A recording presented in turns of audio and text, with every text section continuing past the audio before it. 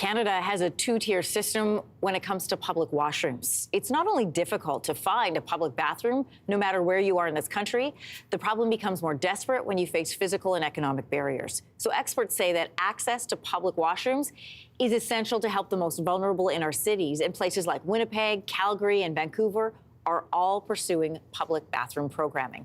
Joining us this morning from Halifax on why public restrooms are so important is Leslie Lowe, journalist and author of No Place to Go: How Public Toilets Fail Our Private Needs. Good morning. Good morning. First of all, according to a 2021 Public Toilet Index report, and I didn't actually know that existed, Canada has about 18 public toilets for every 100,000 people. Doesn't seem like a lot. And then Toronto, our largest city, has about 300. So how did the pandemic impact how we understand the importance of public restrooms and toilets? I felt like the pandemic was a really big opportunity for people to start to understand the really deep need for public bathrooms in our cities, because it was a time when everybody was faced with this kind of lack of access. People who had pretty good access before, who, commuted by car, had short commutes, would go in their offices, had their coffee shops that they could go in where they would get something and knew they could use the washroom. Those changes happened on a broad societal level, and people really understood, I felt, what was happening for people who had less access. We saw a lot of cities making changes during COVID, providing temporary options for people. And what I really hoped would come out of that would be a big change in the way cities approach public bathrooms. And we have seen the needle move a little tiny bit.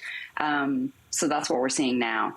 We started out this interview by saying something you describe as a two-tier system for public washrooms. What does that mean?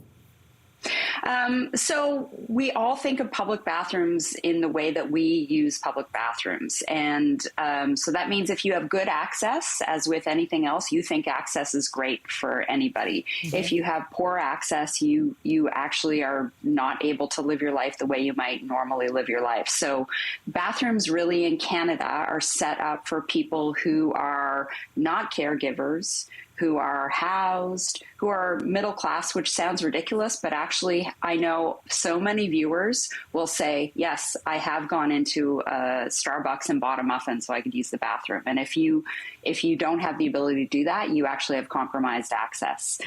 People who have issues with mobility, who use mobility devices, and then definitely women. We've all seen women waiting in public bathroom lines. That's because of the design of the bathroom. It's not because of women's bodies or women not, doing the right thing in public bathrooms. So there's this two-tiered system where people have a very small percentage of people have really great access, and the rest of us do not. When cities are looking at increasing or setting up more access to public washrooms, there's those wraparound issues like security and cleanliness and safety. But once a city does decide to invest more in its public bathrooms, how do they ensure that the systems they set up function as they should, the same way for everybody? Yeah. And you know what? Public bathrooms are highly complex spaces, and they're not always easy to make work well. So they're deeply private spaces, but they're also public spaces, and that needs to be managed. And they need to meet the needs of a vast array of people who live in our cities. So it can be really challenging. The way to sort of broadly approach that is to think through all of the different user groups and try the best you can to address the needs of the people who are using the bathrooms, while at the same time deterring things that go wrong in bathrooms. So bathrooms being vandalized or bathrooms being used for things other than using the toilet or washing your hands. And there are a lot of different ways of doing that. There's a lot of creative ways that some cities are doing that, but it requires a lot of thought. Leslie, speaking of thought, it's something that we don't often think about. You're right, but thank you for highlighting it for us. No problem. Thanks so much. Hey, thanks for watching. If you liked this, be sure to subscribe here, or you can check out more Your Morning videos right here.